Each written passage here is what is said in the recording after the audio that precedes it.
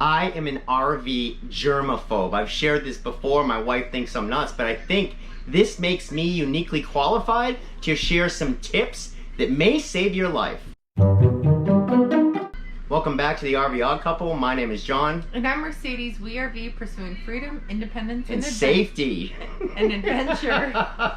Since I was a little kid, I've been afraid of germs, and it's gotten worse as I've gotten older. Some would say I'm borderline. He's crazy. He is. I want to apologize. Because he really believes what he thinks. Well, and he's about to share things that he really thinks to be true. Well, they're true, that I live in fear of touching people and germs. Well, some of these tips you guys are going to find absolutely absurd. Some of you may think they're inappropriate. Right now, there's a shortage of masks out there. And so I got an email, and it said, hey, you can actually take a Maxi Pad. And you can open the Maxi Pad up, put it over your face, staple an elastic to each side of the end. Now, of course, this is kind of silly, and it's not, going to protect you from airborne illness, but what it will do is it will keep you, mindful of not touching your face. Think about it. If it's around your neck, what? It's going to keep everyone away from you. That's exactly right. Nobody's going to come near you. If you have a Maxi Pad in your face, right? People are going, man, I don't want to go near that guy. So boom, you don't even have to be rude. I think it's ingenious. Now the light ones are for like hot weather down in Florida. And then you've got the thicker ones for, colder climates up in the Northeast. It actually keeps your face warm while you're protecting yourself from touching your own face. The truth is, the mask or a Maxi Pad or even a paper towel stapled around your face is just reminding you to not touch your face, because most people don't think about it. They're not mindful of it. So I know it sounds crazy, but putting something on your face, whether it's a scarf or a bandana, it's just going to remind you that you shouldn't put your hands near your mouth or near your nose. Don't do that and walk into a bank, okay? Yeah, you probably shouldn't do this in a bank, but that's kind of silly. That's ridiculous. Yeah, I'm ridiculous. So if you're still with us, I'd like to thank you for your patience and understanding. I'm really trying to help people. No, I do know that you're really trying to help people. And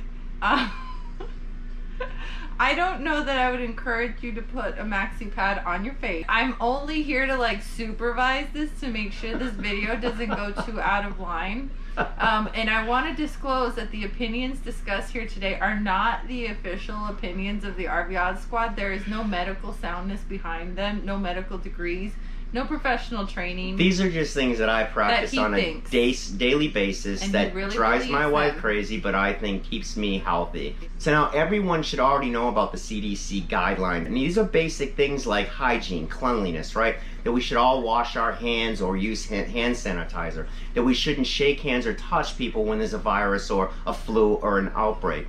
That we should keep our distance from people. That we shouldn't be in large crowds so that we can spread those germs. If you're sick, stay at home. One of the other things that drives me crazy is when people touch my dog. Right, so we'll take the dog for a walk, and I really don't like people wiping their filthy hands on my animal. And I have to wash Skippy and clean him up or hit him with sanitizer, and he really doesn't like that. So, and I usually won't pet anybody else's dog. I really try not to. I think it's disrespectful to pet people's dogs, Again, a dog is not a towel to wipe your hands on. And I understand people don't look at it like that, but when I'm walking my dog and somebody's real friendly, and I'm not going to stop them, don't touch my dog, although now I probably will with all the stuff that's going on right now. Just please don't touch my dog. You could be a filthy viral mess. Skippy is our dog, and Sage loves him and lays on him and plays on him and tries to ride him. And I don't know who these people are in the campground, and I get that people are mostly friendly and they just want to pat your dog and say hello. That's cool, but when they wipe their hands on my dog, that means that Sage might pick up what they just wiped on him. I don't know what those people's hands were. I don't like people touching my dog. But I feel like this whole situation, he's already been a germaphobe. He's already been on high alert. He already has a lot of peculiar quirks.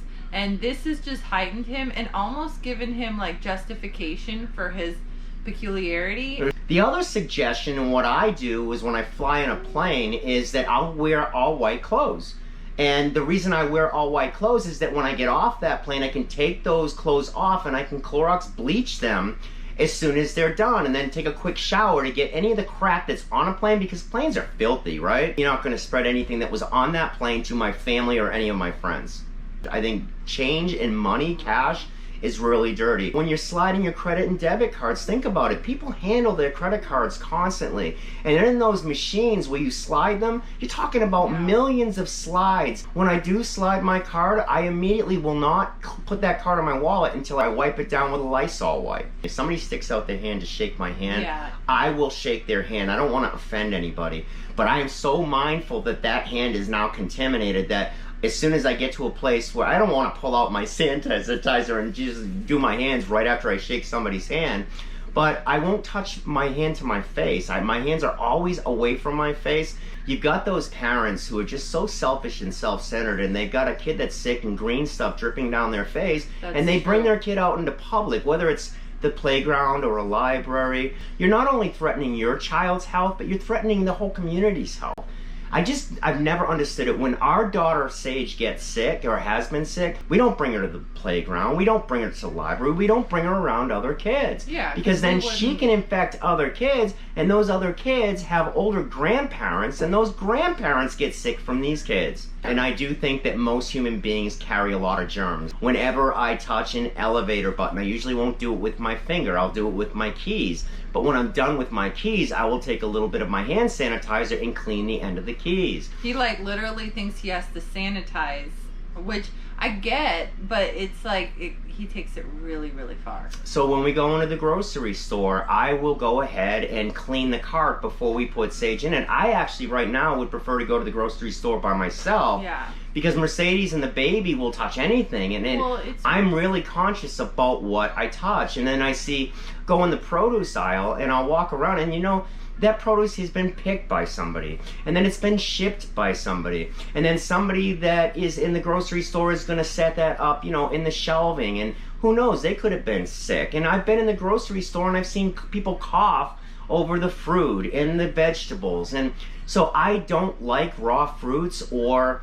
He wants to microwave fruit, okay? He's like, we can't eat any raw broccoli. You have to boil broccoli, which I'd rather eat it raw. But I'm like, okay, we'll boil it a little bit, like an al dente boil. But he's like, maybe we could microwave the fruit and that would kill things. And I'm like, yeah, all the nutrients. It would definitely kill things. Well, I think it's so important just to really clean the surfaces of any raw fruit or vegetables. Absolutely. And right now I'm really concerned about all of it. So I'd rather just steam it real quick, because Sage loves broccoli. Yeah, well, and it's getting to the point when he's like, I don't want you going to the grocery store. Number one, I'm not trusting him with the groceries, because if it was up to him, we'd have 15 bags of Fritos. You know what I mean? That's not true. Okay, but he'd be like, they were on special, so I saved money. Mercedes is on a diet, which means the whole family's on a diet. Exactly. I haven't had Fritos in this house for a month now, guys. That's not true. He puts them in the truck so that I don't have to see them.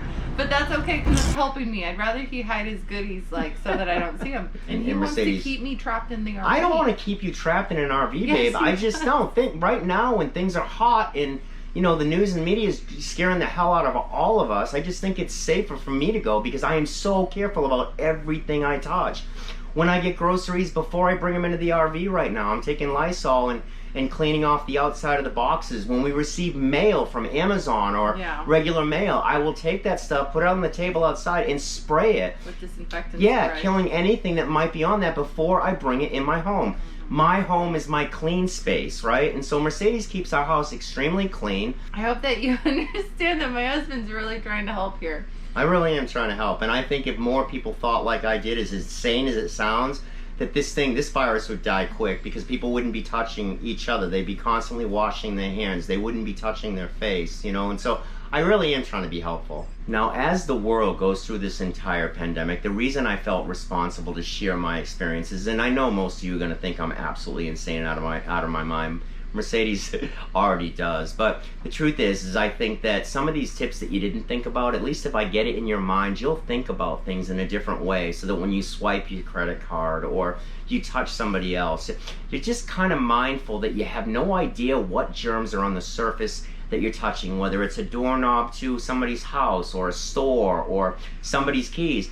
It looks like this virus is not hurting younger kids or middle-aged people. It's the elderly that it's potentially deadly to. So just be mindful of that. Be mindful of your neighbors. Be mindful of, you know, that you could actually take something, if you're not careful, and give that to somebody that could really get sick. And if you want more quality information like this video, please subscribe to the channel.